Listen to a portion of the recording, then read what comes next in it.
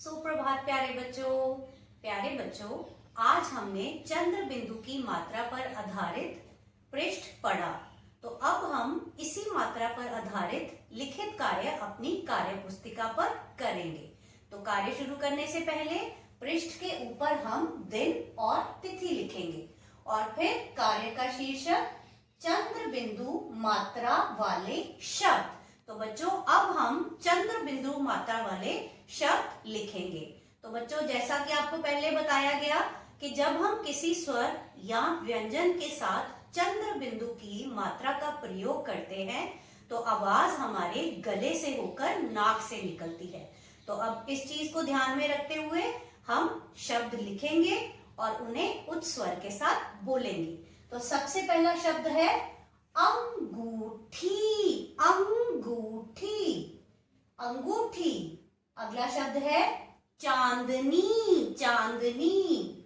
अगला शब्द लिखेंगे आंगन। आंगन। अगला शब्द है आंचल। आंचल। आंचल किसे कहते हैं? मम्मा के दुपट्टे को हम आंचल भी कहते हैं। अगला शब्द है सूंड। सूंड। एलिफेंट की ट्रंक को हम सूंड कहते हैं।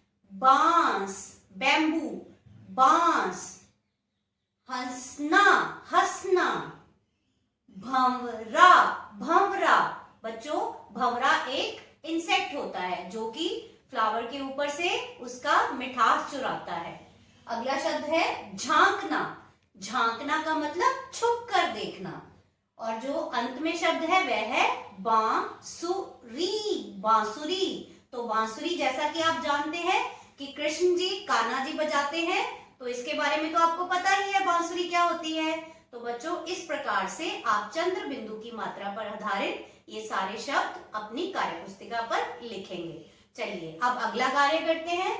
अगला कार्य है तुकबंदी करें।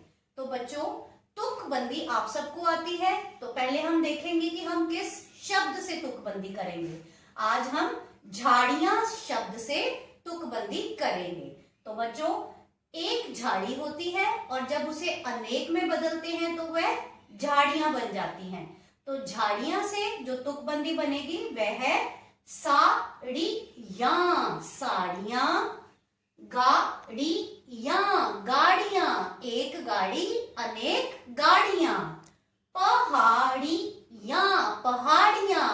एक पहाड़ी अनेक पहाड़ियां। नाड़ियां। नाड़ियां।